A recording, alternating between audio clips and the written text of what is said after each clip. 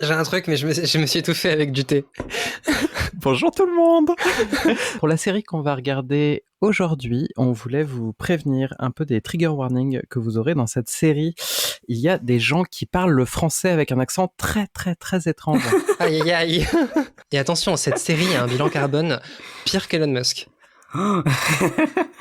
Mais surtout, il y a de la transcendance. Ah, c'est beau. Ah, c'est beau. On va vous... Transcendance. C'est joli. C'est transcendant. C'est moi qui ai le meilleur mot, c'est bon. Clairement, mais clairement. Je suis trop jalouse. On va du coup, bien évidemment, vous parler de Sense8. Ouais, Sensei.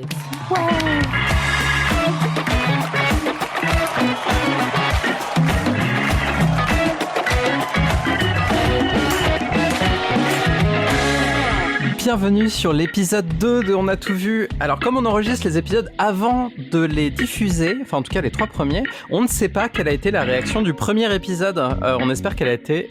Je suis sûr que tout le monde a adoré. Elles sont si mauvaises. Mais oui, on espère qu'elle a été extrêmement positive. Sinon, on vous aime pas du tout. Voilà. Bienvenue.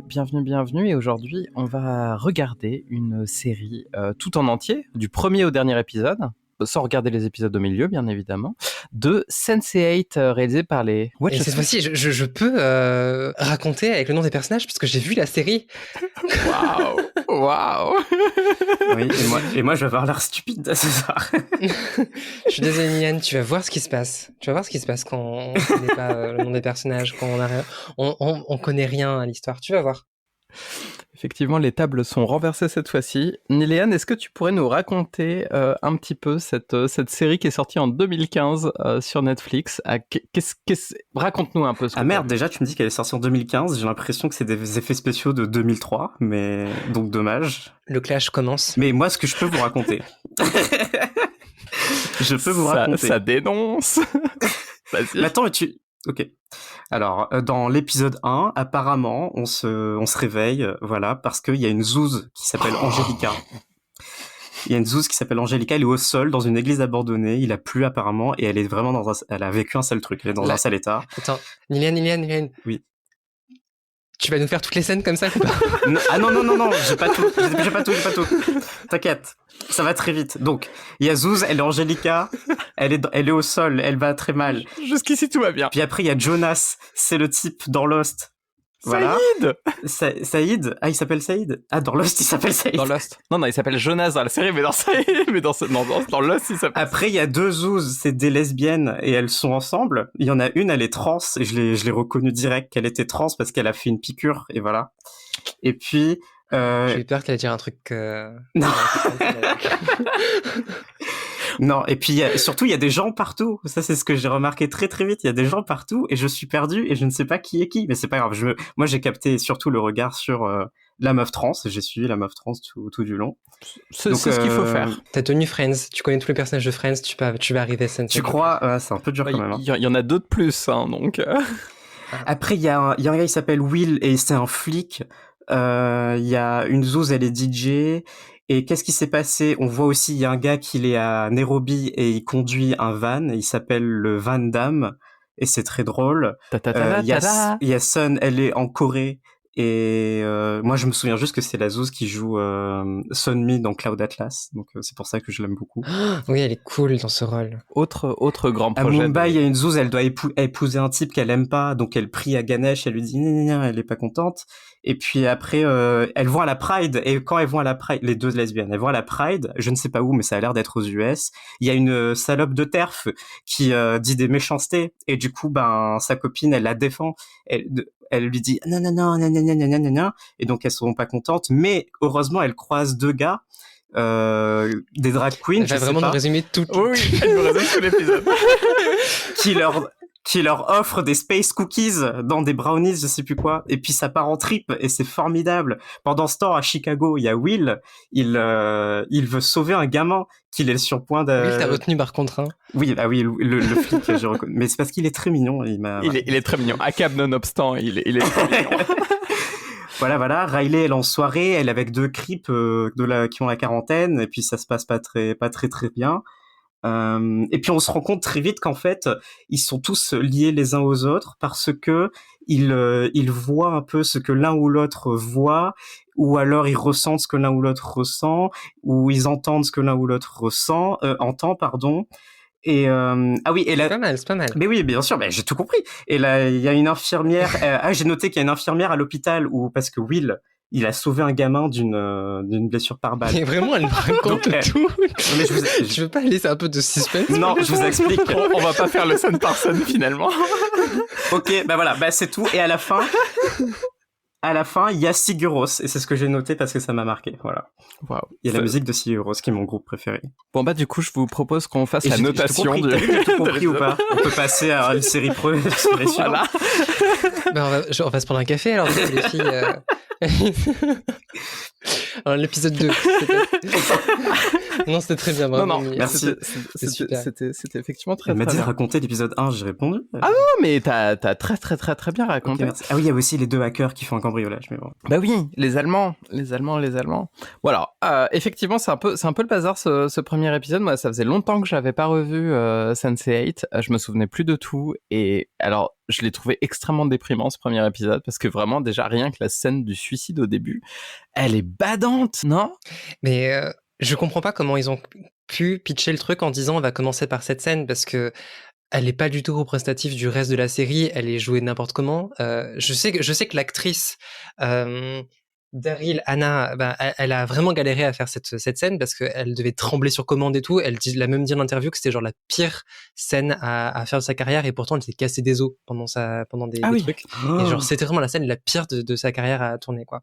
Donc c'était vraiment dur, mais donc elle est juste tremblante dans une église, et elle est dans le noir, on comprend rien. Ah non, mais c'est creepy as fuck. Et je me rends compte, moi, j'ai vachement proposé de regarder cette série à plein de gens en mode, tu vas voir, c'est good mood et tout, ça fait du bien.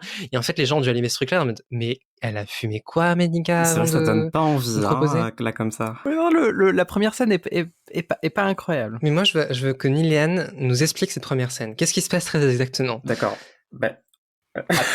Montre-nous que tu as compris ce qui se passe. Parce que... l'intervention. Mais j'ai tout compris. Alors, Angelica, elle va pas bien du tout. Elle est vraiment déprimée et tout. Et donc, elle s'est dit, je vais aller dans une église abandonnée parce que si je vais dans une église actuelle, il y aura trop de gens et j'aurai pas l'espace mental de prier. Et donc, elle est allée dans une église abandonnée. Par contre, il pleut, donc c'est chiant, donc c'est mouillé partout. Elle se met par terre et puis là, elle se remémore plein de trucs pas cool. Et du coup, elle décide de se suicider avant, attention, que des bad boys arrivent pour la tabasser, parce que les bad boys, ils veulent prendre soin d'elle aussi et la tuer. Donc elle est en mode non, c'est moi qui... Non, c'est pas ça. Alors ça c'est effectivement factuellement ce qui se passe, mais il y a un truc important, c'est qu'elle donne naissance. Elle parle du fait qu'elle donne naissance à... Oui, c'est vrai, mais ça, j'ai rien compris. Alors, donc je sais pas quoi te dire. Comme tu as tout vu de la série maintenant, en fait, c'est le point de départ pour lancer les Sense8, les 8 personnes qu'on va suivre dans la série. Et alors, en vrai, pour comprendre ça, moi, même à la fin des 2 saisons, j'avais pas entièrement, complètement, tout à fait compris ce qui se passait. Mais ce point principal, donc le début de la série, c'est la naissance des 8 personnes qu'on va regarder, qui sont déjà nées, hein, okay. mais qui vont naître en tant que Sense8, c'est-à-dire capacité, comme tu l'as très très bien décrit dans ton résumé, des gens qui peuvent voir ce que les autres voient, entendre ce que les autres entendent, sentir surtout ce que les autres ressentent. Et ça, c'est très très important dans Sense8, le côté du ressenti. Oui, parce qu'en fait, dans la série, alors parce que du coup, on a fait du scène par scène, mais je suis pas sûr qu'on ait bien décrit le concept en lui-même de la série.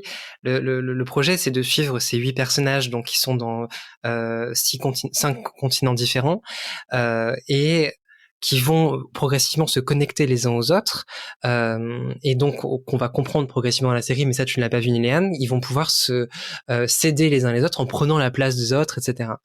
Et donc en fait, la raison pour laquelle eux ils sont capables de le faire et pas les autres, c'est que ils sont des Homo sensorium, c'est pas des Homo sapiens, ils sont d'une espèces différentes que les êtres humains, et c'est pour ça qu'ils sont capables d'être réveillés par l'accouchement d'Angelica, donc qui est leur mère, et donc qui se suicide juste après leur avoir donné naissance dans cette église sombre et obscure. Ça fait sens. Waouh.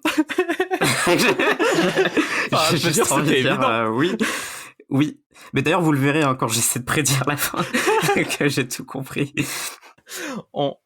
On passe ensuite à un générique qui a dû faire fortune chez Shutterstock, parce que c'est vraiment genre toutes Ah oui, absolument. C'est clair. Imaginez les vidéos libres de droit où on voit le soleil se lever, des gens dans la rue, etc. Bah, c'est ça. Non, c'est un clip de campagne. Voilà, c'est exactement ça. Tous ceux qui veulent sauver le monde, changer le monde. Oh mon Dieu. Il y a Rachid Dati qui passe une fête à un moment.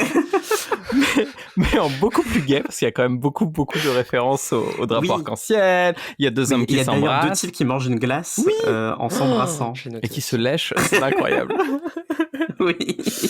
Et ce générique, en vrai, au début, genre pour le premier épisode, j'étais là genre, ok, vraiment ça fait cheap. Et au bout du 5e, 6e, 7e, là, ça commençait à rentrer. Vraiment, j'étais en mode genre, waouh! Enfin, vraiment, il est cool et ça entraîne et ça donne un peu, comme tu l'as très bien résumé, c'est un clip de campagne et il fonctionne très, très bien. Parce que, en fait, les Wachowski, donc, Lana Wachowski, Lily Wachowski, et puis, leur acolyte, Monsieur Straczynski, bien évidemment. qui a fait la Babylon 5 d'ailleurs, à côté, ils ont pitché le truc à Netflix en mode, on va faire une série qui va coûter des milliards de dollars de pognon. Qui va coûter un pognon de dingue. Elle va vous rapporter pas grand chose. Et par contre, on va aller partout dans la planète.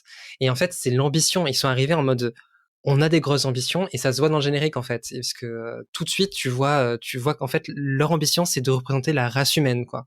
C'est ça le projet de la série. Clairement.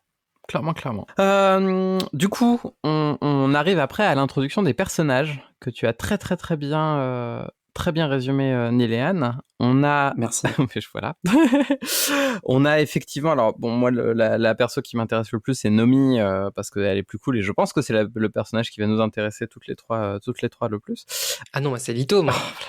C'est Lito. Eh bien, je propose que Niléane nous parle de Lito. Lito, merde, alors. C'est le gangster. C'est l'acteur au Mexique, j'ai noté. Exactement, c'est lui. Je voulais te piéger, merde. Mais j'ai pris des notes. Peut-être que j'aurais pas dû. Mais si. Oui, parce que sa scène d'introduction, elle est drôle. Comment est-ce qu'il a introduit Lito? Tu pourrais nous expliquer, Niliane? Je sais plus, il est en train de tourner quelque chose, mais j'ai oublié quoi. Une scène un peu dramatique. C'est ça, en fait, il joue le rôle d'un gangster. Ah oui, c'est vrai. Et du coup, c'est quoi le nom de son personnage? Il était marrant. Le nom du personnage qu'il joue. Oui, Al-Qaïdo. Oui, c'est ça. Tout à fait. Et c'est très drôle parce qu'en fait, il est censé jouer ce personnage hyper macho, sans émotion, qui va sauver sa femme et tuer le grand méchant. Et en fait, dans le début de cet épisode, on nous présente la façon dont le personnage commence soudainement à avoir des pulsions d'émotions d'autres personnes connectées dans leur cercle, donc des 8 autres personnages. Et donc soudainement, Lito, le pauvre, en fait, il est en train de jouer, mais comme il arrive plus à se connecter aux émotions auxquelles il aimerait se connecter, en fait, il se connecte à une autre émotion qui est beaucoup plus triste, beaucoup plus sentimentale, et en fait, il se met à pleurer, alors qu'il est censé jouer le gros dur, en fait. Et on a une séquence très drôle où il est dans son camion, d'acteurs en tournée, il essaie il se met des baffes en mode tu es Al-Qaïda, tu vas y arriver, je suis le macho suprême et tout, et d'un coup il se met à pleurer et il prend des airs un peu féminins en mode oh là là, mais qu'est-ce qui se passe, je comprends pas. Et c'est très très chou. Ah d'accord, j'avais pas du tout fait le lien que c'était à cause du lien avec les autres. Et si, moi je pensais que c'était juste un acteur raté comme Joey, tu vois. En vrai, il y a un peu cette vibe-là, mais tu sens qu'il est plus à fond dans son personnage. Et la raison pour laquelle il se sent plus tout à fait, c'est parce qu'il s'est connecté à Sunback, qui du coup est à l'autre bout du monde. Elle est coréenne et elle se retrouve à devoir gérer l'entreprise de son frère, je crois, ou quelque chose comme ça.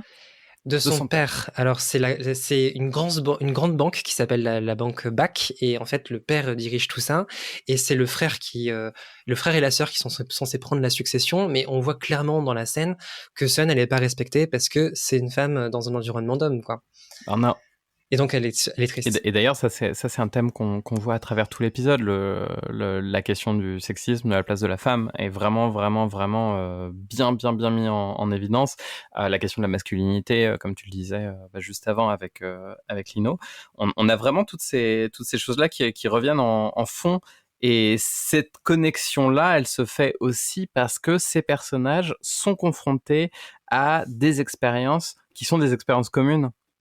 En fait, on pourrait très bien imaginer aujourd'hui faire une série sans connecter ces personnages, mais se rendre compte qu'on vit aux quatre coins de la planète des choses très similaires et qui en fait sont intercroisées. Ça déjà, je trouve que ça commence à un peu apparaître et c'est assez cool. Il y a une personne auquel on n'a pas parlé, c'est Riley. Ah oui, la DJ. C'est incroyable. La DJ, tout oui, à fait. je l'ai trouvée trop belle. Jouée par Tuppence Middleton et qui est en pleine rave party. Alors elle est DJ, elle est à fond et tout. Et à côté de ça, dès qu'elle sort de... Je sais pas si vous avez cette vibe aussi, mais moi je me souviens que j'avais vu le premier épisode, c'était il y a des années maintenant. Elle ne parle pas en fait, elle est totalement stun. Je crois qu'elle a une dizaine de répliques maximum dans tout l'épisode. Elle est juste entourée de ces vieux gars qui font des blagues de merde, des blagues un peu lourdes. Et puis il y a un autre mec, donc il y a son mec à elle, à Riley. Il y a des potes de son mec, et puis il y a quelqu'un que son mec a rencontré qui s'appelle Nyx. Alors, quelle vibe vous mettriez sur le personnage de Nyx? Est-ce que tu t'en souviens déjà de ce personnage? Non, je sais même pas qui c'est. Nyx. C'est le danger. C'est le groomer. il y a un côté, moi il me fait. C'est lui qui lui donne à fumer après. Oh, c'est le mélange entre Nicolas Cage et Jeanne Moreau. Je suis pas sûr.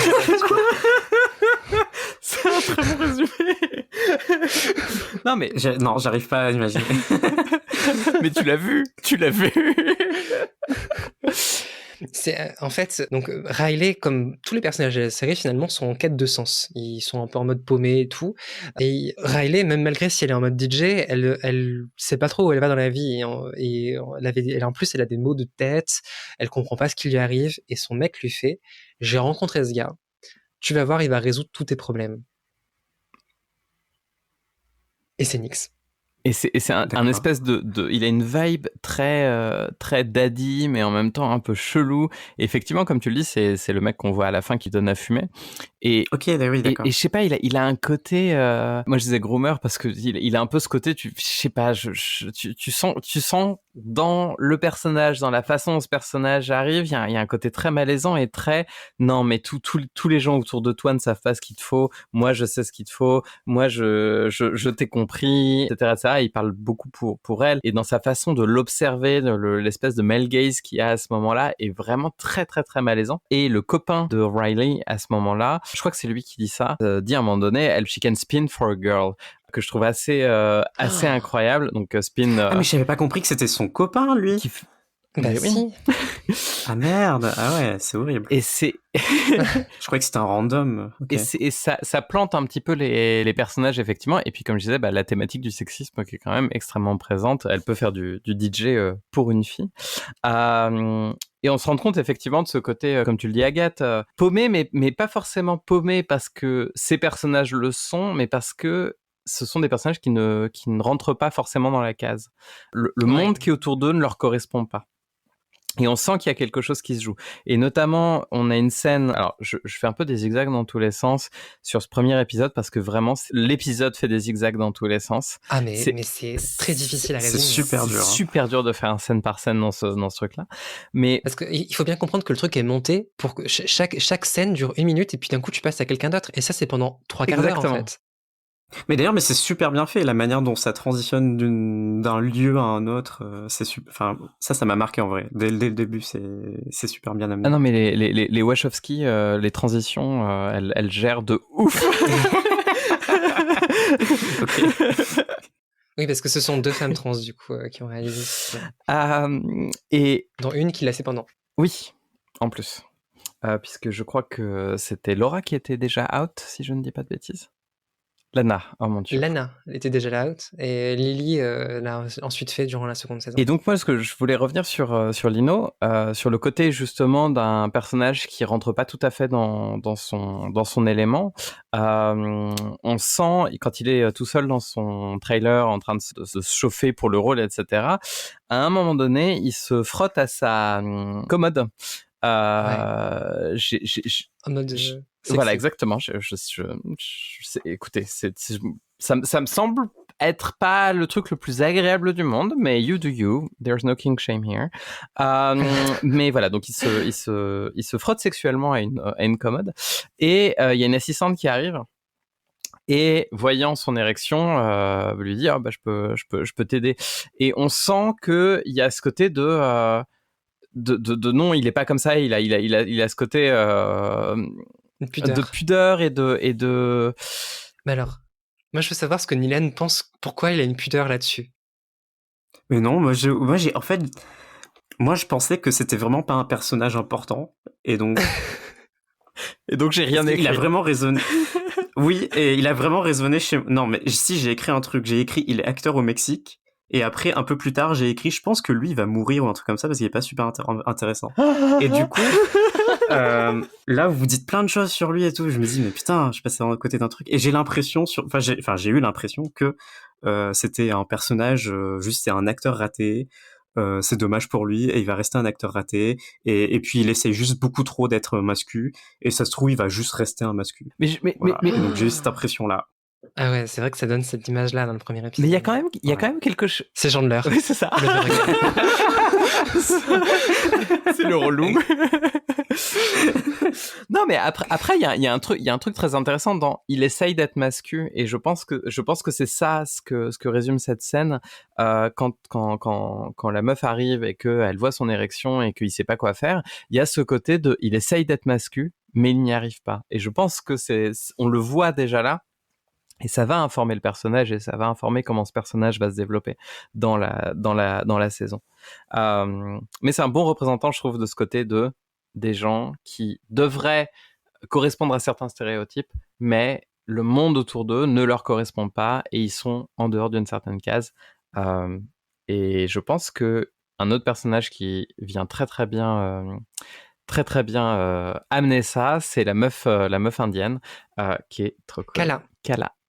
Ah oui, Kala. C'est très étrange parce que chaque personnage, du coup, la moitié des personnages, ils sont dans un truc un peu tempête, batterie et tout, et les autres, ils sont dans des environnements calmes, mais ils entendent, ou ils sentent des vibrations, voilà, par exemple, Lito, il est affecté par la vie de Sunback. Et donc, pareil pour Kala, qui va entendre des sons de pluie de chez Wolfgang.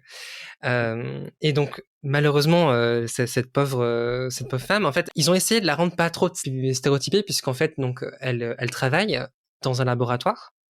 On voit qu'elle est hyper professionnelle et qu'elle fait les choses correctement et tout, mais à côté de ça, donc elle est croyante, elle est bouddhiste, et donc elle croit en Ganesh, et donc elle va se pencher devant la statue de Ganesh et faire une petite prière. Et en parlant à Ganesh, donc en fait, elle raconte à Ganesh sa backstory, basiquement. C'est très intéressant de voir à chaque fois comment est-ce que les Wachowski arrivaient à raconter la backstory de chaque personnage sans vraiment être à chaque fois dans une nouvelle façon de le faire. T'en as certains que ils la racontent pur et dur, d'autres c'est montré sous forme de petites scénettes. Donc là, pour le coup, elle est vraiment genre face caméra, et pendant 1 minute 30, elle nous parle du fait que... Elle parle juste à Ganesh. Elle parle juste à Ganesh. Elle est juste en train de dire que en fait tout se passe bien dans son mariage, qu'il y a un mariage qui est en train de préparer. Il y a qu'un seul truc qui va pas, c'est qu'elle n'aime pas son mari. Et ça c'est très très important, parce qu'elle dit même qu'elle ne pense pas être capable d'aimer, ou en tout cas elle se pose la question de qu'est-ce que ça veut dire aimer. Et ça c'est un truc très important, parce que on y reviendra après. L'une des premières phrases du dernier épisode vient informer l'évolution de ce personnage. Mais d'où vient la pluie, Nilène, qu'elle entend qu'elle a? Je sais plus, moi. Il y avait de la pluie. Il y a un des personnages qui est connecté à Kala, du coup, et qui entend de la pluie. Non, mais alors, aucune idée. Alors là, pour ta défense, vraiment, c'est très très riche comme épisode. Oh bordel. Est-ce que tu peux nous parler des Allemands? Ah si, oui, c'est les Allemands, oui. C'est les hackers. Je les ai appelés les hackers. Alors qu'en fait, les hackers, c'est genre totalement un autre personnage que tu as vu. Oui, j'ai compris dans le dernier épisode que j'avais pas du tout imaginé les bons hackers, mais c'est pas grave. Le bug. Non, mais du coup, alors, c'est marrant parce que, justement, on parlait du fait que les transitions entre les différents contextes et tout sont super bien faites et super bien amenées. Et justement, vu qu'on voyait les deux hackers en train d'essayer de faire un cambriolage, ils essayent de voler des pierres Donc les Allemands. précieuses. Oui, bon, on va les Oui, appeler les les hackers. hackers. Ils sont en train d'essayer de violer. De quoi des de pierres voler. précieuses. Oui, continue, excuse-moi, continue. Oui. D'accord. De voler des pierres précieuses dans un je ne sais pas quel lieu. Et ils essayent d'ailleurs de le faire juste avant que d'autres bandits s'y prennent. Et c'est tellement bien amené les transitions que j'ai cru que les bandits parce qu'on sent qu'ils ont la pression, ils n'arrêtent pas de dire ah ils vont arriver, il nous reste que 1 heure, machin. Et vu que ça entrelace avec là où se trouve Will, le flic, à Chicago, avec son partenaire, moi j'étais trop persuadé que c'était Will qui allait débarquer pour les arrêter. Et là je me suis dit ah c'est comme ça qu'ils vont se rencontrer. Et pas du tout. Et c'est là que j'ai compris qu'ils sont pas du tout au même endroit dans dans le monde. J'en sais rien en fait où ils sont les hackers. Ils sont en Allemagne du coup. Et voilà. Et voilà, c'est tout. Oui, mais c'est très bien. Et d'ailleurs, petite transition pour parler de Will, Akab nonobstant, qui est du coup flic, et qui, je trouve, a une super vibe.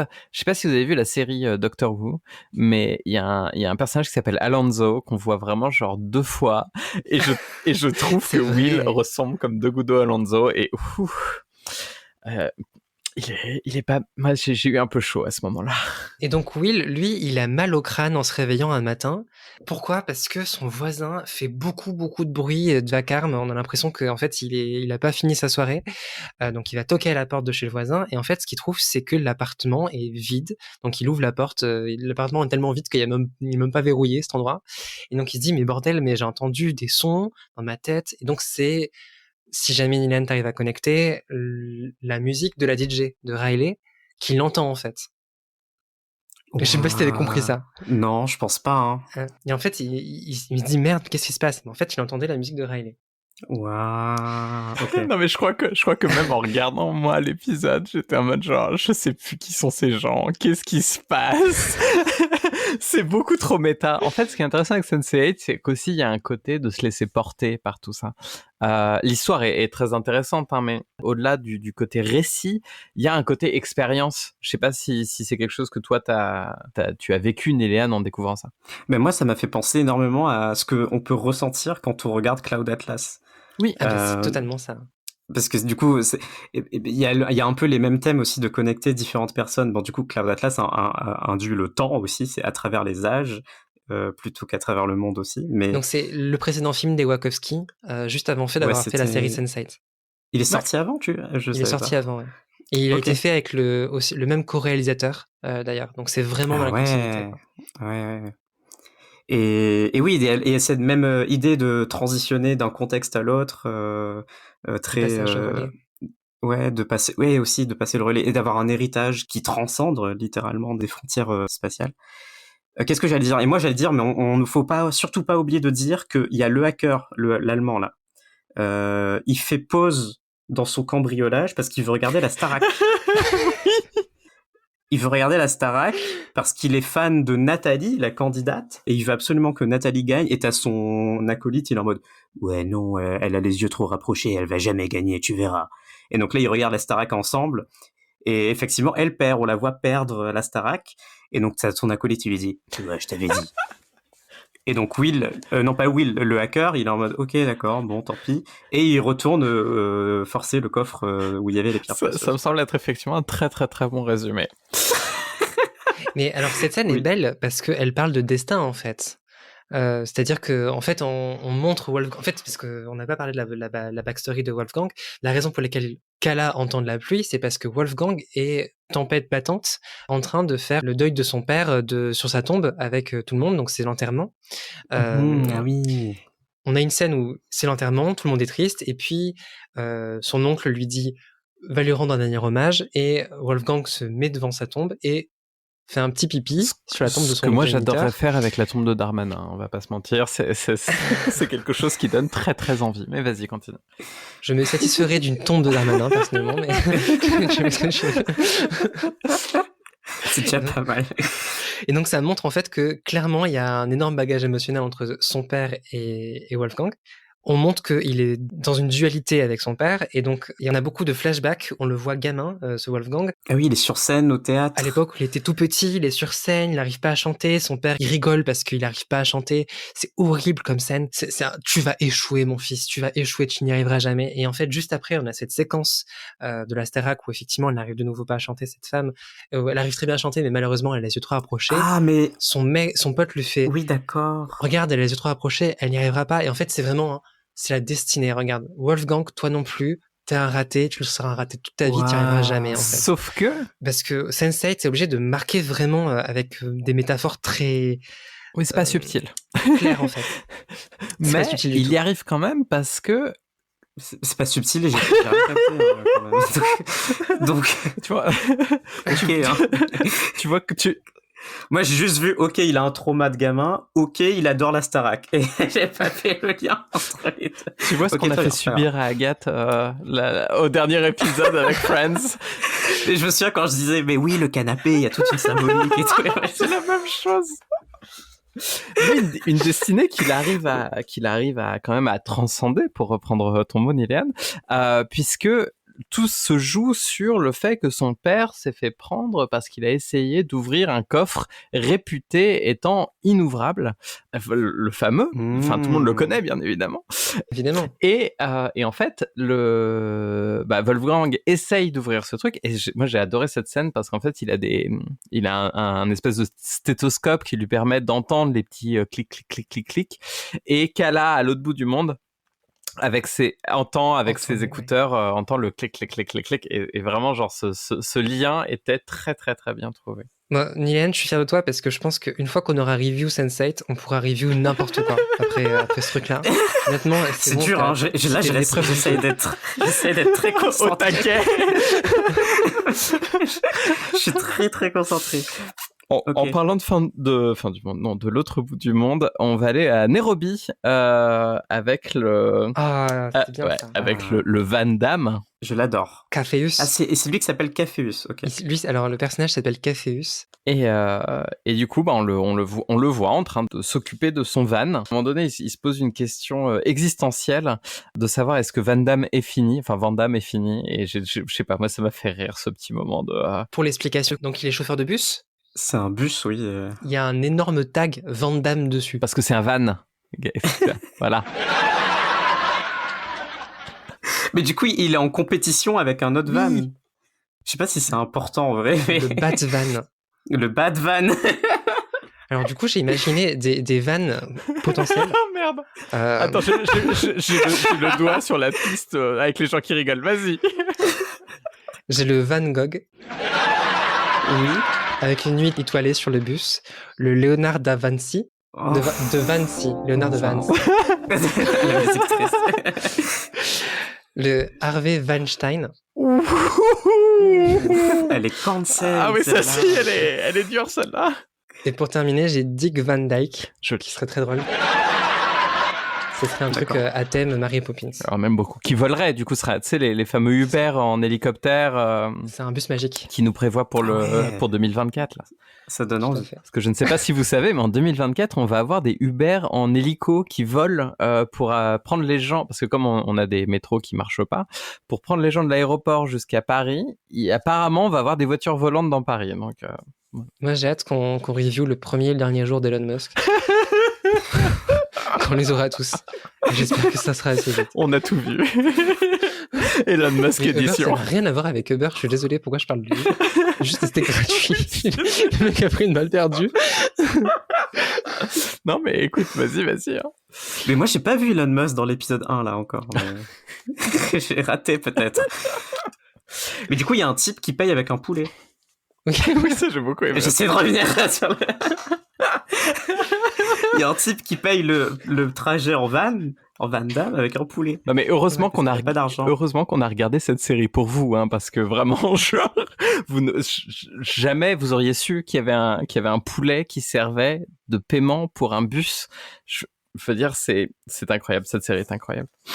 Et donc en fait, il paye le client paye avec un poulet et ce poulet arrive directement sur le bureau de Sun en fait. Oui, transition encore. Incroyable. Cassius, donc il est tellement fan de Van Damme qu'il va toute la série, et c'est pas uniquement dans le premier épisode, te sortir des refs à des films de Van Damme. Et donc il cite notamment When the streets are jungle, it can only be one king. Quand les rues sont une jungle, il ne peut y avoir qu'un seul roi.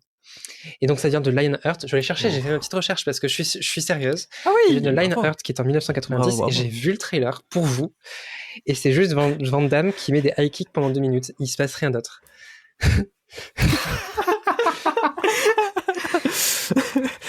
Oui, comme 40% de l'épisode final de Sense8. C'est exactement ce que j'allais dire. Ce qui annonce en fait c'était un petit easter egg pour annoncer la fin de Sense8.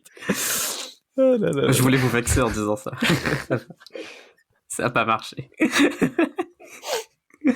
Après, on a vu Matrix, hein, donc on sait à quoi ça persuadé qu'en début d'épisode, on allait réussir à caler une biographie des Wachowski. Et en fait, du coup, on vous la sirote, la biographie des Wachowski. Et du coup, les Wachowski ont réalisé aussi Matrix avant de réaliser Sense8, notamment. Non, c'est incroyable. Mais c'est fou quand même. Tu te rends compte ? J'ai l'impression de raconter 50 fois sur Internet ma voix qui dit ça. Je pense qu'il y en a 10 des occurrences de. Je passe ma vie à raconter. C'est en 1998. Même quand elle donne des confs et tout, un sup. Alors Jean-Luc Mélenchon. Bon, du coup, il nous reste plus qu'une personne à introduire, qui est le meilleur personnage. Bah voilà, la meilleure de toute la série. C'est Nomi, c'est ça ? Oui. Ah, je suis trop forte. Oh là là, je suis trop forte. Et qu'on introduit comment ? Avec une scène de cul. Oui. Ah bon ? Ah oui, c'est vrai. On n'est pas du tout dans un ordre chronologique parce qu'en fait, la scène de cul démarre dès la première minute de la série. C'est-à-dire qu'il est, j'ai regardé, 1 minute 2 et on voit déjà des fesses. Et moi, ça m'allait. Voit donc vraiment se faire une piqûre d'injection, mais juste après d'œstrogène du coup. Et il y a la séquence suivante où on voit Nomi, elles sont en train de faire l'amour avec Amanita, que vous connaissez peut-être parce qu'elle a joué Martha Jones dans Doctor Who.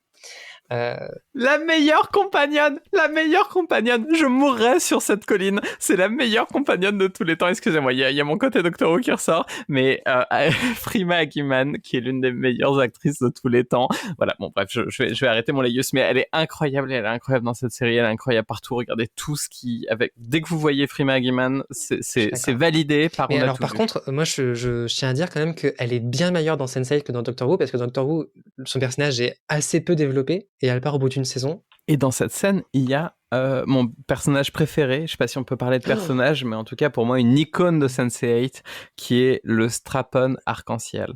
Et vraiment ce plan... J'ai remarqué le fil conducteur entre le premier et le final, où il y a toujours le même strap-on, et oui. Donc la ceinture godemiché. Et donc en fait, Nomi et Amanita sont donc le personnage de Freema Agyeman sont toutes les deux dans leur lit. Elles se racontent, elles font des bisous, elles se racontent leur journée, etc. Et puis en fait, elles se remémorent la première Pride qu'elles ont fait ensemble. Et ce moment est incroyable. Est-ce que tu peux nous raconter, Niléane, la première fois Est-ce que tu avais compris que c'était un flashback ? Je crois pas. Je suis pas sûr que tu avais compris ça. Oui, si, j'ai compris. Ah bah si. Non mais elle est méchante. mais oui, elle est méchante. Elle est méchante avec moi. Mais si. Défends-toi, ouais. J'ai plein de confiance. Alors, elle se remémore que quand elles sont allées à la Pride, elles avaient fait un trip et c'est tout. Ça peut, mais voilà. Alors, mais c'était trop bien. Non, mais si. Elles se souviennent que parce que Nomi dit à sa zouze, c'était la première fois que quelqu'un m'avait défendu parce que il y avait une fille une transphobe qui lui dit des trucs assez horribles et du coup Amanita la défend, prend sa défense. Et après, elle est au port des larmes et tout, mais elle lui dit, mais non, mais t'inquiète, ça, j'ai déjà vécu des choses comme ça souvent, mais c'est la première fois que quelqu'un me défend. J'ai même le drop, si vous voulez, on l'écoute parce que c'est incroyable.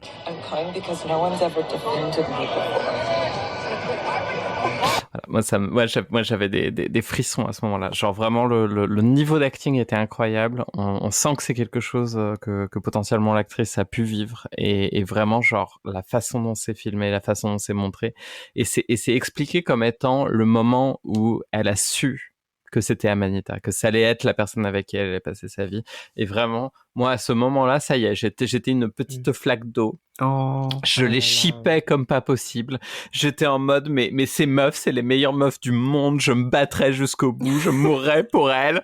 Voilà, on en était là. Le clip de campagne était bien arrivé. Le lobby avait gagné. Vraiment, genre, les meilleures meufs du monde. Non, mais oui, c'était très émouvant.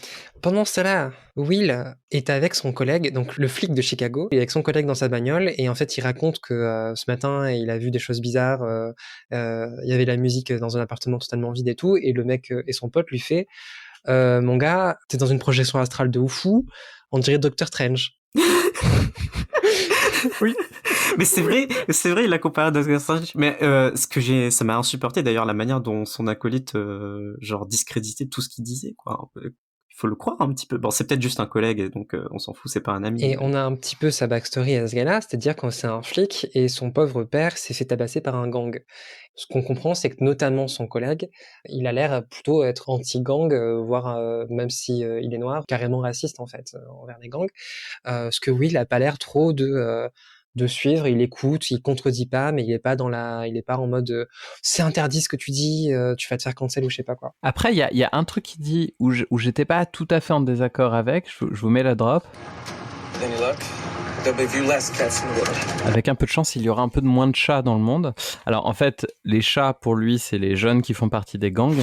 Mais c'est vrai qu'un peu moins de chats dans le monde, moi ça me ferait du bien. Donc voilà, Mais non, je déteste les chats. Mais t'es infernal, mais t'es une meuf infernale. Oui, je suis insupportable. Mais t'as lâché ce drop juste pour ça? Oui, c'était uniquement. Voilà. Okay. Non, mais moi, dès qu'il y a de la haine anti-chat, j'étais là, ok, hashtag parfait, chat. moi ça me va, c'est très bien. Non, mais les chats, c'est de droite, ok? Mais zéro, mais pas du tout. Et donc, ils vont recevoir un coup de fil en mode les gars, il se passe un truc hyper important, pointez-vous là, à cet endroit-là, ils mettent les gyros. Il y a une musique, un piano un peu dissonant, un peu chelou, qu'on va entendre durant toute la série, pendant les 25 épisodes de cette série. Ils ont jamais pris le temps de refaire cette musique, ça m'a énervé. Et donc, ils se retrouvent. Il y a eu un coup de feu et donc il y a un petit gars qui s'appelle Deshaun. C'est un petit gars de la street et en fait il s'est pris une balle dans le bide et il va crever quoi. Et Will va devoir prendre une décision à ce moment-là. Moi ce que j'ai beaucoup aimé c'est le côté de le gamin prend son flingue, commence à viser Will et puis il lâche et il fait en mode genre ok, aidez-moi. Help me. Et vraiment, ce moment-là, j'ai trouvé qu'il était et l'autre flic, il veut pas l'aider. Émotionnel. L'autre flic, il lui dit, ça sert à rien. Ça sert à rien, c'est pas la peine, c'est un gars de la street, tout le monde s'en fout de ce mec. De toute façon, il y a des gens comme ça, il y en a tous les jours qui meurent, ça sert à rien. Et Will le dit, non, on va le sauver. Et donc, ils mettent de nouveau les gyros et ils arrivent à l'hôpital. Et là, moi, j'ai un peu hurlé. Parce qu'il se retrouve face à une meuf qui, moi, m'a fait penser à Laverne dans Scrubs, qui est un peu la meuf qui gère l'hôpital, enfin qui est la secrétaire médicale générale. Ah oui. Et elle dit Vous n'êtes pas dans le bon aéroport.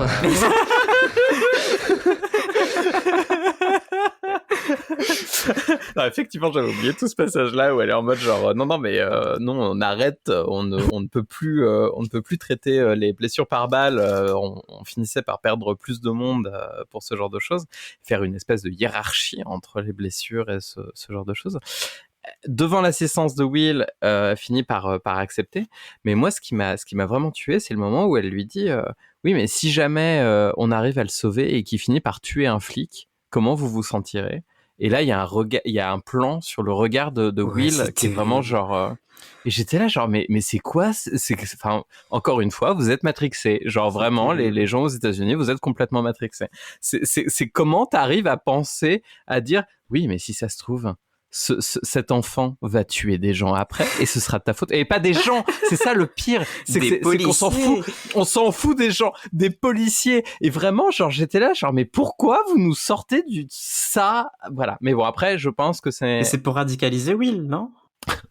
Je pense que c'est un discours pour se dire que en fait, c'est pas une gentille. Mais voilà, moi, j'étais pas contente. D'accord. Mais parce que en fait, Oui, c'est ce que je dis, c'est pour le radicaliser. c'est character development de Will, en fait, de décider. Mais c'est ouais. intéressant. C'est ça, parce qu'en fait, sinon, il prend déjà la bonne décision à la fin du premier épisode pour lui. Et finalement, il a déjà fini son arc, quoi, si on veut. Petit Robin des Bois. Moi, je trouve que Morgane, Épisode. t'as pas trop compris, quoi. Et là, on rebascule sur Riley. Qui est toujours, elle est toujours avec les deux gars, là. Non, les trois, je sais plus. Son mec lui a fait, t'inquiète, ça va bien se passer, tu vas venir chez Nyx.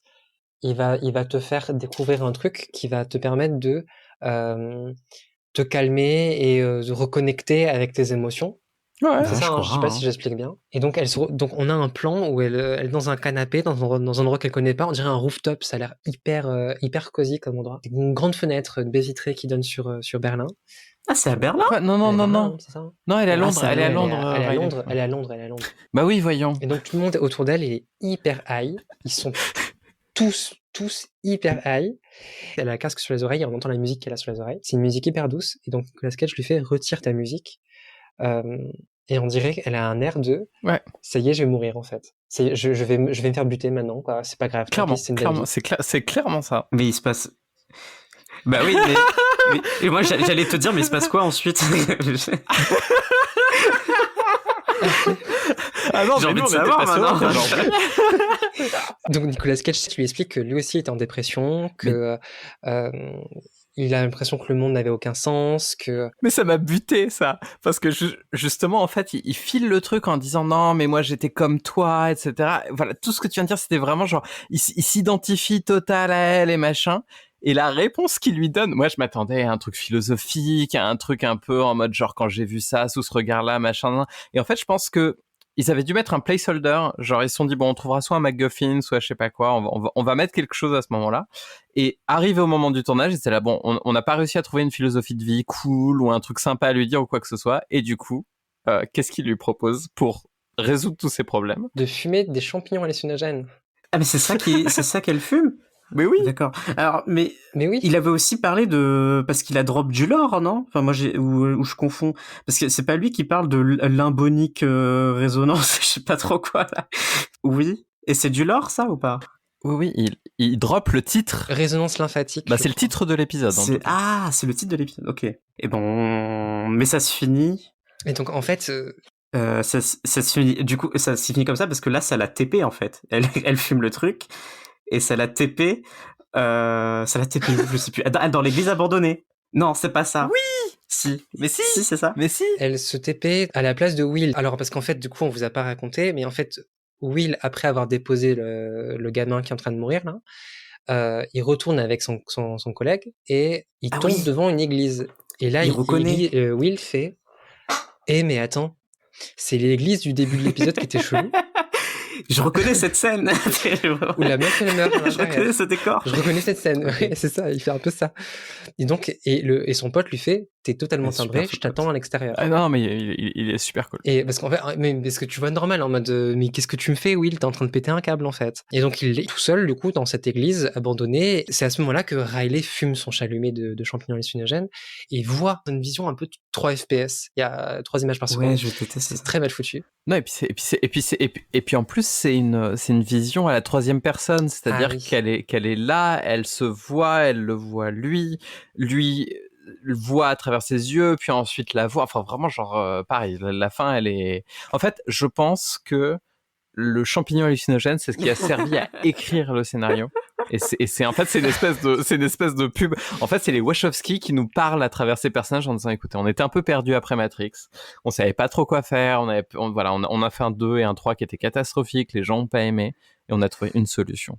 Fumer des champignons hallucinogènes. Et là, tout s'éclaire. Alors moi, je suis pas du tout d'accord avec toi, Morgane. Je pense que les champignons, c'est au contraire, dans cette série, les gens passent leur temps à s'injecter des trucs. Il a bouffé des trucs. Donc, t'as l'injection au début de l'épisode. Les brownies, les space cakes. T'as des space cakes, t'as les champignons, des injections également qui sont faites dans l'épisode final, mais pour se cacher. Des pilules aussi, ouais. Ils passent leur temps à se modifier biologiquement avec des trucs extérieurs. En fait, clairement, les champignons, c'est dans cette vibe-là de on va pousser nos limites en tant qu'humain grâce à des outils extérieurs. Comme un autre film incroyable qui s'appelle Limitless, que je n'ai pas vu, mais qui... Je crois qu'en plus c'est Luc Besson, donc non, tu crois que Lucie à le regarder, mais Lucie, c'est Luc Besson. Ah, Lucie, mon Dieu, oui. C'est un... Oui, ok, donc non. Allez regarder Limitless alors. Donc là, Will et Riley se voient à ce moment-là, non? Oui. C'est ça, c'est-à-dire qu'au tout début, Riley va voir les yeux de Will, et puis d'un coup, ils sont tous les deux, c'est comme s'ils étaient tous les deux dans l'église. Ils peuvent se parler et tout. Et ça m'a mind blow, j'avoue. Parce que là, je me suis dit, attends, mais ça va jusqu'à ce point-là. C'est-à-dire, ils peuvent carrément communiquer, et c'est pas juste...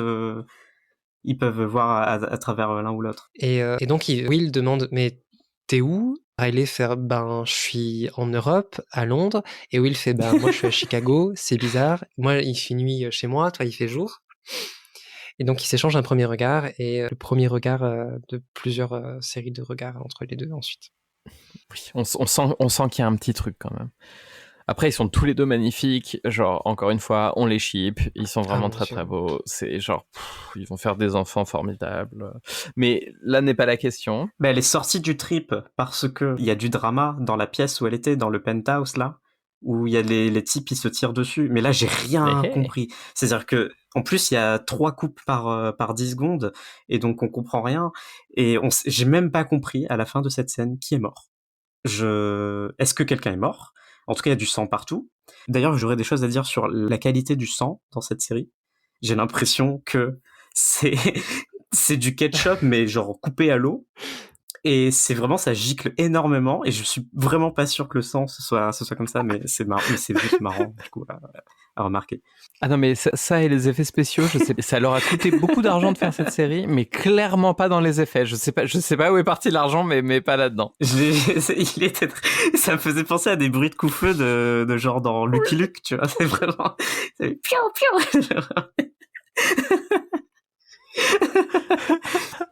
C'est un laser game à la fin. Oh mon Dieu. La série a coûté tellement cher que c'est vrai qu'ils ont dû rogner, je pense, ailleurs. Ça a dû être arrivé dans les effets spéciaux, parce que les effets spéciaux, c'est souvent genre un acteur qui se baisse et qui se lève entre deux plans, en fait. Genre, tu les vois dans le making-of, genre ils se parlent, les deux, et après il descend. Genre il s'assoit et il disparaît, et c'est comme ça que sont faits les effets spéciaux dans cette série. Ah oui, d'accord, ok, je vois ce que tu veux dire. Pour faire les plans où il y a la caméra qui passe derrière quelqu'un, et là soudain la personne elle est plus là, c'est ça?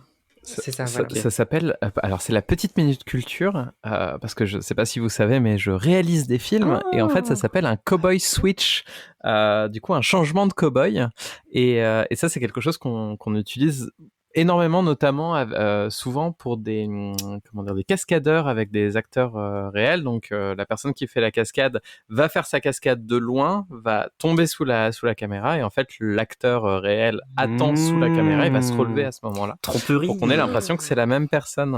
Incroyable. D'accord. Donc, c'est le cinéma. Alors du coup, qu'est-ce qui se passe à Londres? Alors moi j'ai écrit juste, je vous lis mes notes, j'ai écrit what the fuck en gros, en machin, et à la fin j'ai mis and I do mean what the fuck. Voilà ma description de ce qui se passe à Londres. Moi j'ai juste écrit oh waouh, Riley et Will se parlent, shit, les mecs qui faisaient du crack sont en train de vouloir tuer le creep. J'ai pas compris qui est mort. Déjà fini, ok. Alors ils veulent, le mec de Riley et son pote veulent cambrioler Nicolas Cage pour lui voler sa cargaison de champignons hallucinogènes, en disant Riley, on est riche. C'est bon, on a volé les champignons. C'est juste pour ça. Je suis un peu déçu. Ok, d'accord. Ouais, en vrai, j'avais pas compris non plus. Je suis un peu déçu. Je crois qu'il y avait un enjeu là. Mais il y a quelqu'un qui est mort ou pas? Oui, le type qui avait la cargaison, c'est ça? Lui, il est mort. Je crois que personne ne meurt. Personne ne meurt. Personne n'est mort. Ok. Mais je crois que quelqu'un était mort à ce moment-là. Ok. Et c'est ainsi que se termine, dans le chaos le plus total, le premier épisode de Sense8. C'était génial. Bravo. C'est bien parce que chaos c'est clairement le mot qui définit cette fin d'épisode, mais qui définit en plus tout l'épisode. Donc il y a une espèce de beauté qui s'élève avec ce petit chaos. Mais c'est vrai que, oh là là, je sais pas moi ce qui m'a poussé en 2015 à continuer à aller au 2e épisode parce que en le Moi, je revoyant, sais ce qui t'a poussé, c'est-à-dire qu'à la c'était fin, moi, du difficile premier épisode, de démêler tout il y a ça. Netflix qui fait prochain épisode dans 3, 2, et t'as pas le temps de bouger ta souris pour dire non, mais moi je dois regarder que le dernier, et pour arrêter le compteur. Et donc je pense que c'est comme ça, tu vois, tout de suite t'es enchaîné dans le 2e épisode et t'as pas compris que ça continue. Ceci expliquant cela. Bon, est-ce que vous avez des choses à dire sur cet épisode avant qu'on passe à sa notation pour dire aux gens s'ils doivent le Moi, j'ai regarder? trouvé ça. En fait, en vrai, c'est beau. Parce que je me suis moqué du sang et des effets spéciaux. Mais en vrai, c'est beau. C'est-à-dire, il y a un gros. Mais il y a une très belle patte de réalisation. Et voilà. Et sinon, à part ça, je suis très confuse. Oui, clairement, il y a beaucoup de choses qui sont expliquées ensuite dans le second. Il y a beaucoup de choses qui se clarifient. Mais moi aussi, je dois vous avouer que malgré le fait que j'avais été emballé par Cloud Atlas et bien sûr par toute la cinématographie des Wachowski, en fait, en rentrant là-dedans, je me suis dit, mais dans quoi je me lance? Et Niléane, toi qui as dû le regarder pour la première fois, je sais que moi, j'étais vidé de mon énergie quand je l'avais vu le premier épisode. J'étais en mode, wow, qu'est-ce que je viens de voir? J'avais l'impression de voir une saison entière, en fait, en l'espace de 45 minutes. C'était C'est marrant, parce que vous m'aviez dit très riche. avant que je regarde, vous Très, m'avez très dit, riche. mais par contre, tu verras, c'est intense et tout. Surtout Morgane, je crois qu'il m'a dit, tu verras, c'est intense. Et ben, moi, j'en suis ressorti et je me suis dit, enfin, en fait, j'ai soufflé, tu vois, je me suis dit, mais en fait, c'est le bordel. Mais ça m'a pas, tu vois, ça m'a pas bougé, ça m'a pas bougé, ça m'a pas ému. Je me suis dit, c'est pas très grave, je peux passer à autre chose dans ma vie. Tu vois, c'est ça le sentiment que j'ai eu. Je pense que je vois que ce pilote là, je me dis, j'ai pas du tout envie de Ah continuer. oui, carrément. Ok. Sérieux?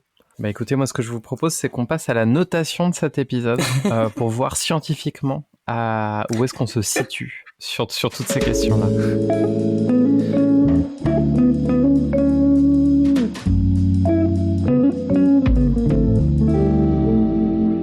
Waouh. Bienvenue sur la notation. Alors c'est la notation Friends. Friends, que je vous résume un petit peu ce que c'est. Donc on va donner une note sur 6 à chaque fois.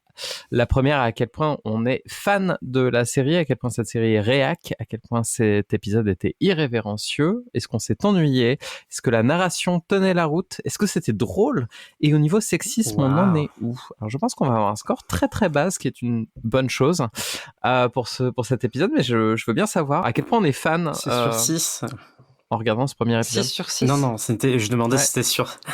Je demandais si c'était sur 6. Non. Demandez précision. Non, mais enfin... Elle a vraiment bâché le truc quelques secondes avant et d'un coup c'est le maximum. Qu'est-ce qui se passe? Il y a un revirement de situation pendant le jingle sonore. Qu'est-ce qui s'est passé? Ouais. Non, je donne 2. Ah oui, 2 sur 6. Je vous avoue que c'est vrai que c'est pas le meilleur épisode de la série, donc moi je mettrais plutôt un 4 sur 6. Je pense que je vais trancher avec un 3 sur 6 entre vous deux. Allez. Je pense que... Est-ce que c'est... Persévérer ensuite, continuer. Les épisodes suivants sont bien meilleurs. Est-ce que c'était réac? Attends, il y avait deux gars qui s'embrassaient avec une glace dans la bouche. Quasiment moins 1 sur 6. Ah oui, c'est vrai, et la meuf trans. Il y a une meuf trans qui fait l'amour à sa meuf. Voilà, entre 0 et moins 1, Zéro. 0, ok.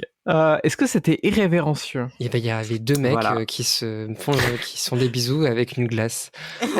Et il y a une meuf trans qui couche avec ça. Il y a un god de ceinture quand même dans l'épisode, et en plus qui est humide. C'est pas juste un god de ceinture, c'est un god de ceinture utilisé en gros plan, quoi. Ah ouais, qui est rempli de lubrifiant et qui est arc-en-ciel. Mais est-ce que l'humidité, c'est pas juste la pluie de là où étaient les Allemands?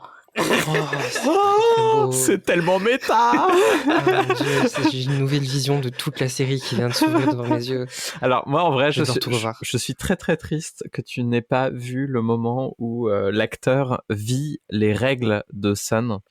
Il y a un moment comme ça où la coréenne a ses règles et c'est l'acteur qui ressent ça alors qu'il est dans sa voiture. Et vraiment genre meilleure scène de tous les temps. Ça sonne très intéressant. C'était le petit point là-dessus. Je comprends. C'est pour donner envie aux gens de continuer. Bon, en irrévérencieux, du coup, on met un 4 sur 6 ? Ok. Moi, je mettrais un 4,5 sur 6. Oula, il y a des virgules maintenant. 4,5, allez. On va dans les décimales. Ok. Il y a tout ce qu'on veut. Est-ce qu'on s'est ennuyé devant cet épisode? Je pense que c'est impossible Non, de s'ennuyer oui. devant cet épisode. Même si tu comprends rien, même si ça t'intéresse pas, c'est comme TikTok, tu vois, c'est genre, oh mon dieu, qu'est-ce qui se passe? Qu'est-ce qui se passe? Qu'est-ce qui Ou se alors passe? ça peut être l'effet totalement inverse, c'est-à-dire la série peut te perdre trop vite et du coup tu vas t'ennuyer. Parce que t'as plus l'effort, t'as plus envie de faire l'effort de regarder. Mais ça n'a pas été mon cas. Moi ça va, j'ai plutôt neutre là-dessus, je pense. Je rejoins assez ce que Niléane est en Ça train m'a de pas dire. ennuyé. Bon, un 1 ou un 0? Il y a juste une timeline où je trouve qu'on s'ennuie un peu plus, c'est Riley, sauf la scène de fin évidemment où elle fume. Mais il y a deux trois scènes où elle est en train de parler avec son mec, elle est avec Nicolas Cage et je sais pas, il se passe pas grand chose, le rythme est un peu plus lent que les autres. Moi, ces moments-là me sortent un petit peu de l'épisode. Donc je mettrais quand même 1 ou 2. Ouais, je vois ce que tu veux dire. Après c'est des moments qui sont... Je sais pas, moi je me suis beaucoup connecté à Riley. Je pense que c'est la petite mèche bleue là sous les cheveux blonds. Ça m'a Eh beaucoup oui. parlé personnellement. Mon dieu, mais c'est Tu toi mixes. Riley en fait. Non, je mixe clairement la musique la plus récente que j'ai écoutée, c'est sur Nostalgie. Donc je pense qu'on est très très loin de ça. Allez, on met 1 sur 6 pour l'ennui parce qu'effectivement on s'ennuie pas beaucoup. Est-ce que la narration tient la route? Non. Eh ben non. Non, moi je pense qu'elle a double sens Oui. sur l'autoroute à l'envers, elle prend pas la bonne sortie, elle revient à gauche, etc. Je ne crois pas que la narration tienne la route. Moi, je mettrais pi sur 2. Racine carrée de 2. Racine carrée de pi fois... Ah, Morgane t'as dit on peut mettre des virgules, donc tu te démerdes avec ça. Oui, non, mais... Je vais mettre racine carrée de pi, je suis en train de le mettre. Est-ce que c'était drôle? Il y a quelques moments un peu drôles, mais c'est pas le cœur du propos. Ouais, non, c'est pas drôle. Ouais, je suis assez d'accord. C'est tout l'inverse de drôle. Du coup, il y a les trucs avec l'acteur qui sont un peu... Non, moi ça m'a pas fait rire. Lito qui va être la caution humoristique. En fait, Niléane, je suis désolé parce que tu n'auras pas du tout exploré l'univers de Lito, ni dans le premier épisode, ni dans le dernier. Tout est traité durant la première saison et la seconde. Et c'est vraiment la meilleure histoire, quoi. Il arrive des trucs de fou à ce mec. Pour te... Non, je vais faire tes prédictions avant. Oui, on peut avoir les prédictions. Du coup, moi, j'ai mis... Non, cet épisode est pas très drôle. J'ai mis 2 sur 6 ou 1 sur 6 1 sur 6. 1 sur 6, allez hop. Et en niveau sexisme? Oui, 0. 0 sur 6. Oui, je pense aussi qu'on est 0. Les moments où on met du sexisme, c'est clairement pour les dénoncer, quoi. Oui. Donc, non, clairement. Du coup, ça nous fait un résultat de... Alors, ton racine carrée de pi, t'en fais quoi? On est à 10 et quelques. Ok. On est à 10 et quelques sur je sais pas combien, mais... Sur Friends. Sur Friends. 6 fois 6, c'est ça? 36? Ouais, 36 exactement. Donc 10 sur 36. C'est très très bien. C'est Bravo. un très bon score. Non, toujours Ça n'a aucun sens. Ça n'a aucun sens. Voilà, mais on aime beaucoup. Voilà, complètement pompé sur Kill James Bond, qui est un super podcast. Voilà, c'était la notation.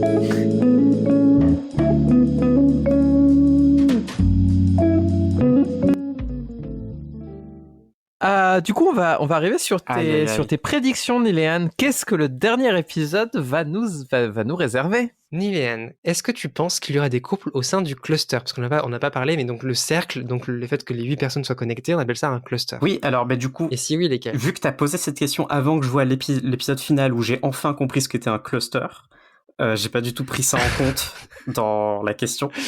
Et j'ai peut-être inclus des gens qui ne sont pas dans le cluster, mais c'est pas grave. Moi, la seule vibe de couple que j'ai eue, c'est entre Will et Riley à la fin, quand ils se voient dans l'église abandonnée, là. Et après, j'ai pas fait d'autres prédictions de couple. Cependant, j'ai fait une prédiction.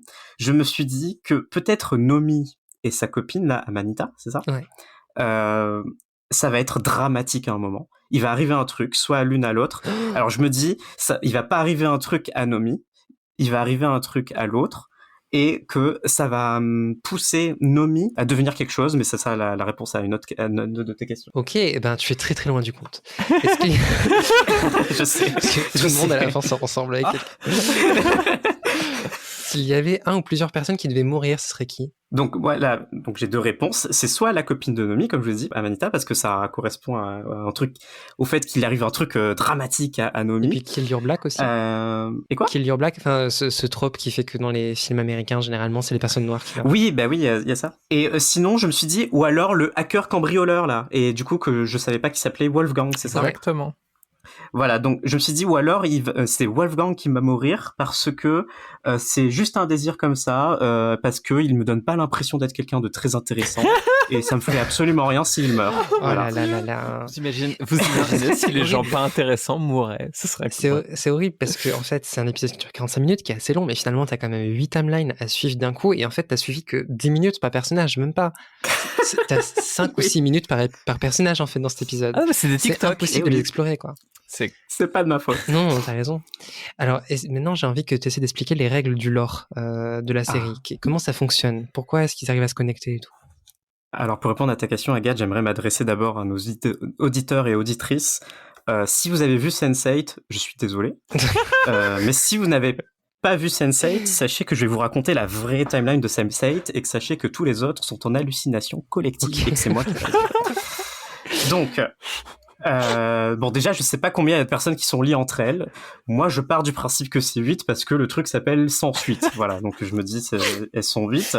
Mais en tout cas elles sont... Ce sera d'ailleurs sans suite après la saison 2.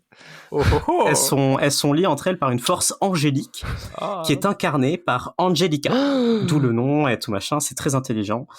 Et Angelica, tu vois, c'est un ange, enfin c'est une ange, voilà, qui a pris une forme humaine il y a longtemps, très longtemps, pour veiller en fait sur ce groupe de personnes qui sont liées entre elles. Le problème, c'est que lorsqu'elle a voulu faire ça, elle a défié des lois spirituelles qu'il fallait pas violer, et donc que ça a pris des tournures imprévues. C'est-à-dire que peut-être que parce qu'on comprend qu'elle est chassée quand elle commet son suicide dans le pilote, on comprend qu'elle est chassée par des gens vraiment méchants ou alors les autorités ou quoi. Et notamment donc je me dis, en fait, un mec avec des cheveux blancs, avec des lunettes. Ouais, voilà. Donc je me dis, elle a dû vraiment énerver beaucoup de gens, peut-être l'État, peut-être des gangsters ou quoi.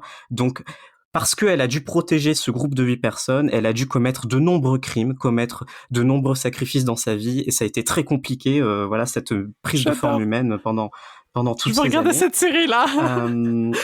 Et donc c'est pour ça que dans le pilote, là, elle a plus le choix.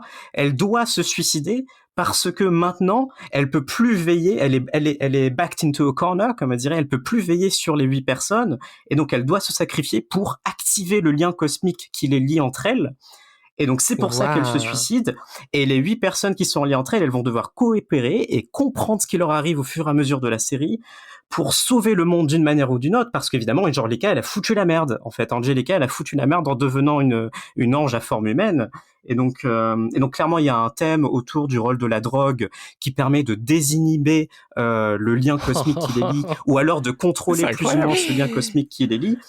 Et c'est quelque chose dans leur cerveau qui s'active comme ça avec la drogue ou qui se désactive ou pas avec quelque chose comme ça par rapport aux drogues. C'est tellement vrai, tellement fort en même temps, c'est incroyable. Et donc voilà, et donc la série porte sur finalement l'apprentissage de tout et chacun pour apprendre à apprivoiser le truc, c'est-à-dire cette force cosmique qui les lie, pour à le faire sur commande à travers le monde, à travers le temps peut-être même à un moment, pour sauver le monde. Voilà. J'adore et j'ai envie d'une série. Mais je veux regarder ça maintenant. Bon, ça nous prouve clairement qu'on a tout vu. Hein. Moi, je trouve que là, vu comment tu l'as résumé, du coup, c'est Dieu sur Terre, c'est ça, Angelica? C'est une ange. C'est une ange. C'est une ange qui a enfreint des règles, et parce que elle devait veiller sur un certain nombre de gens comme tout ange, hein, normal. Quand tu deviens ange, hop, t'es assigné full humain, faut que tu veilles sur eux. Elle a été assignée 8 humains, il faut qu'elle veille sur eux. Mais le problème, ouais, comme l'Empire des Anges de Bernard Werber, oui, et du coup, elle, à un moment, on sait pas quand et tout, mais ça sûrement la série nous l'apprend, peut-être dans des sequels ou des spin-offs, hein, mais il y aurait un spin-off sur Angelica et toute son histoire évidemment. de sa prise de forme humaine. Et donc, elle doit les aider et elle a enfreint des règles cosmiques qu'il faut absolument pas enfreindre quand on est un ange pour venir sur Terre. Et c'est comme ça que ça prend une mauvaise tournure. Ça me semble clairement faire sens. Tout sera expliqué à l'épisode 2. Je pense que, mais sachez que toute cette théorie vient vraiment juste du fait qu'elle s'appelle Angelica. Et donc, c'est vraiment, il y a eu une branche dans ma tête qui s'est formée juste par rapport à son prénom. Mais voilà. Je pense qu'il y a clairement un truc biblique de l'ange Gabriel avec son prénom. Mais alors moi, je veux savoir comment termine chaque personnage. D'accord. Alors attends, je retrouve mes notes. Alors j'ai forcément oublié des personnages, hein, ça c'est sûr. Donc Riley, c'est une méga rosta, elle fait d'énormes concerts, elle remplit des stades, tout simplement. Will, clairement, lui, il a quitté la police, il s'est gauchisé de l'infini, si bien que maintenant il mène des actions anti-flics dans les quartiers de Chicago. Le hacker cambrioleur Wolfgang, je pense que lui il meurt, je vous l'ai déjà dit, mais assez tard parce que c'est important que ses skills de hacking soient utilisés le temps de l'intrigue par les autres. Mais il meurt à la fin. Il est pas du tout voilà. D'accord, Wolfgang. juste la il travaille dans un magasin pour faire des clés, quoi. Il est serrurier, le gars. Ah merde, ok. Est-ce qu'être hacker, au fond, ce n'est pas construire des clés pour pouvoir entrer dans des... Voilà, exactement. Oui, beau. Et les casser. Bah oui, mais je pense que j'ai raison. La fille à Mumbai, j'ai oublié son nom. Kala, c'est ça? Kala. Voilà, Kala, elle va devenir lesbienne parce qu'elle est dans un bail où elle en a marre d'être... elle veut pas épouser le type qu'elle est censée épouser, je sais pas quoi. Donc elle va devenir lesbienne. Ça va être l'enfer pour que sa famille accepte ça, surtout après avoir abandonné le mariage avec l'homme riche en question. Et donc à la fin, elle épouse une meuf, mais en secret. Et ça sera tout, et ça sera tout un bail. Voilà. Oh, alors, vraiment, tout est faux. C'est fantastique. Tout est absolument faux. Et je n'ai pas envie de voir cette série, en revanche. Parce que Wolfgang, je l'aime bien.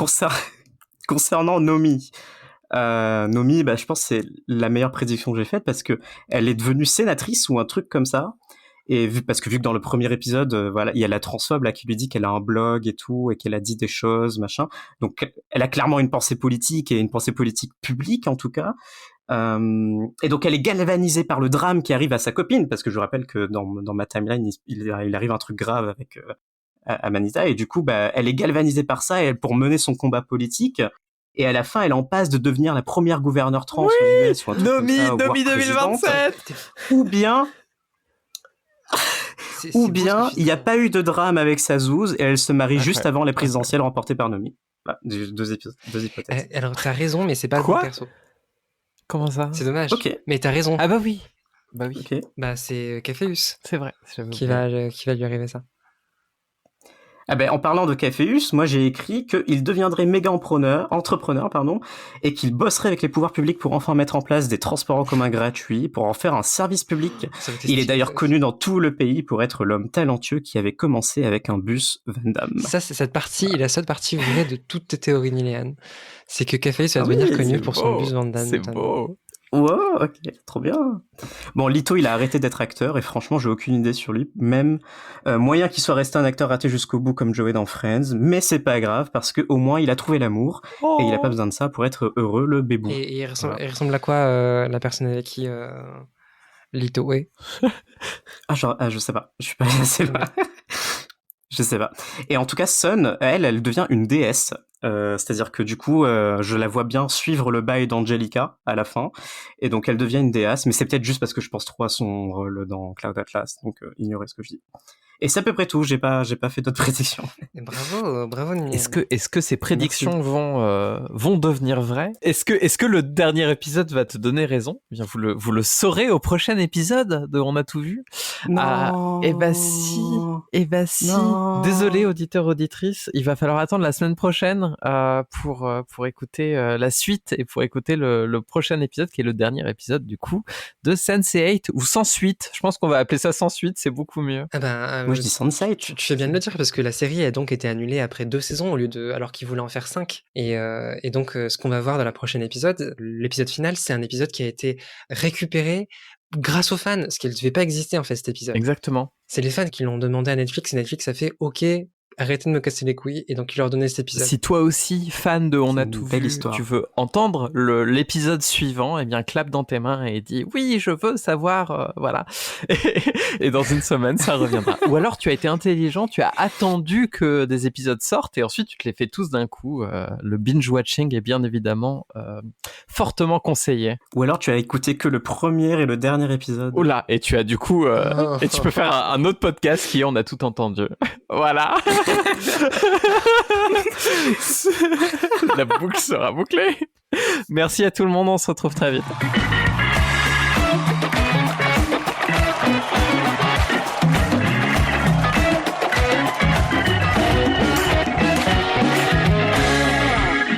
Vous venez d'écouter le 3e épisode de On a tout vu, une coproduction Drama Queers et What a Coinklink, production présentée par Agathe Mametz, Nelly Andorfer et Morgan Jikel. La photo du podcast a été prise par Pauline Martinez et le générique et autres compositions sonores sont d'Arnold Savary, qu'on remercie vivement.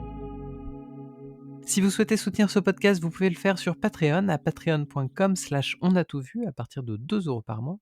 Et si vous êtes autant dans la dèche que nous, n'hésitez pas à partager, commenter, flotter en vous abonnant au podcast partout où cela est possible. On revient très vite avec un nouvel épisode qui sera a priori la suite de Sense8, voir si on a un peu mieux compris cette fois-ci.